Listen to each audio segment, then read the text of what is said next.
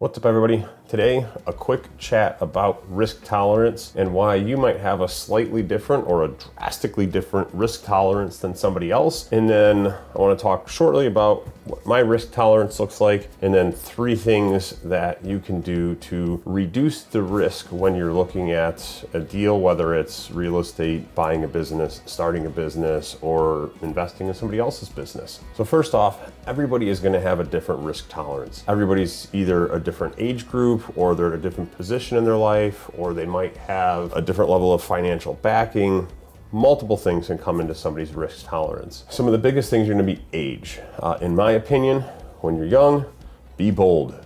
Your risk tolerance can be significantly higher, because if you wipe out at 22 years old, 23 years old, you have so much time left on the backside of it to get it fixed. So use those younger years when you've got all this time on the backside, where if you do F it up, that you can recover quite easily. Use those to learn. With effort and time, you can learn just about anything that you want. It just doesn't happen overnight. It doesn't happen with minimal effort. You have to put in the work. So if you take a risky move and it beats you down, analyze what went wrong. Don't be emotional about it. Don't say, I suck, I can't do this, why is life unfair, all that stuff. That does no good. Take the failure, whatever it may have been, break it apart, look at the data points, and say, okay, well, this is what went wrong, this is why, and learn from it. And then go at it again. Don't give up. The older you get, the less time you're going to have to recover on the backside. So by nature, I feel like most people, their risk tolerance is going to shrink as they get older. So is that saying that you can't start something big when you get older? Absolutely not. It just means you're probably a little less likely to take a risky leap to do it. When you get older, you might spend more time analyzing it. You might run into some more analysis paralysis, and you might find a deal that's just on the cusp of the risk edge and not push over it. There's absolutely nothing wrong with that. You don't want to wipe out at 40, 50, 60 years old and have nothing. At least I wouldn't. You know what is risk-free, no matter how old you are? Smashing that subscribe button. One other thing that is not age dependent that will play a huge role in your tolerance for risk is if you have dependents, if you have kids. People have asked me for a very long time if I'm ever having kids. At one point in time in life, wanted them. At this point, I don't think we do. So I'm able to take bigger risks, because if I wipe out and we end up eating peanut butter sandwiches, living in a tent, it's just me and hopefully still my better half. It's not my kids. So I would make the assumption, which I guess you shouldn't assume, that if you have kids, you're probably less likely to take that same level of risk. Talking about eating peanut butter sandwiches and my level of risk has been slowly declining as I've been getting older. When I was in my 20s, I was nuts, in my opinion. I have wiped out a couple times. If you guys have seen one of my older videos, I was bankrupt at 22. I had to file for bankruptcy, everything, whole 9 yards. I had come close again after that. I take learning lessons from all of my wipeouts, I'll call them, and apply that information to the next thing that you try, or trying the same thing again, but with these new data points, and say, okay, well, this is where I really went wrong. This was detrimental. If this didn't happen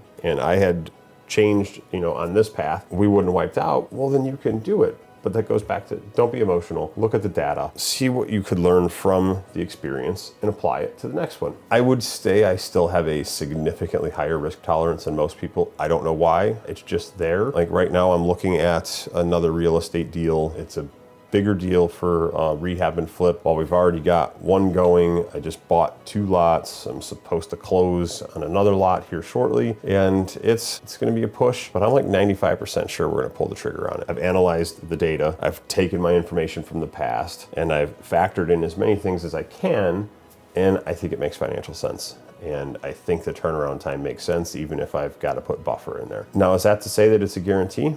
Absolutely not. We have no idea what the future holds. We can just do an analysis with what information we have and see if it fits the parameters. When you're analyzing the data, you've just got to be super careful not to fall into analysis paralysis. Don't get so bogged down in the numbers and the information that you never make a decision. I wish I remember the exact percentage, but I read a book once, and it made mention of it's either you can make good quality decisions in a timely fashion with something like 70 or 80% of the information and analysis. You don't need 100%. You're never going to have 100%. Don't try and wait for it. And lastly, I have a couple ways that I believe you can reduce risk Whether it is a deal you're looking at, like I said before, if you're looking at a real estate deal, a development deal, buying somebody's business, investing in somebody's business, I've got a couple ways that I have found reduce the level of risk and hopefully bring more deals down into your risk tolerance, or very quickly say, yep, that doesn't fit my risk profile, I'm not interested. The number one way to reduce risk, no matter what kind of deal you're looking at, whether it is stock investment, real estate investment, development, investing in somebody's business, is learn. Take the time, put the effort in, learn, read, watch YouTube videos, listen to podcasts, learn about the area that you're looking to make that investment or the company that you're looking to make the investment. And if it's a company, maybe podcasts and YouTubes don't work and you need to look at financials and you need to gather as much information about the company as you can. If it's an area or an industry you're looking at, then you're opened up to more areas to grab information. Get that information, dive in, learn.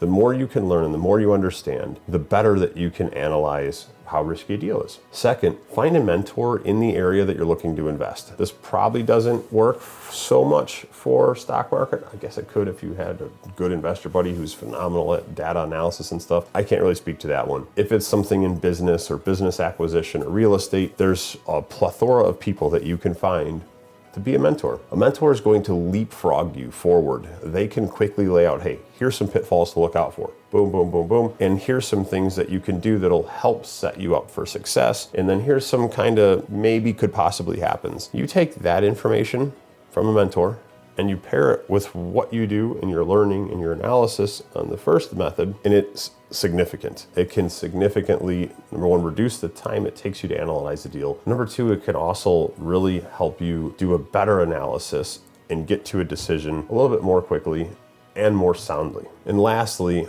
I would say force yourself when you're analyzing a deal to write down some of the faults, poke holes in it, find a way to poke holes in it. Once you've poked holes in it, then you need to see, are there solutions to the problems that you have found? If there are solutions to them that are viable and aren't going to add a ton of cost or time or risk in those areas, put the plan together, implementing those fixes to those. If you poke a bunch of holes in it and you find out that no, there's really no good fix and each one of these holes adds more and more risk, then maybe it's not a good deal. Not everybody has the same risk tolerance. Don't beat on people for not being willing to take the same risks that you are in life. We're all in different places. Make the decisions based on your risk tolerance and then your ability to evaluate the risk of a deal and make sure that it fits your life, where you want to go, and it's not going to cause you to lose a ton of sleep at night. Ask the questions, evaluate the deal, and then just freaking leap. Go for it. Love you all. We'll see you later.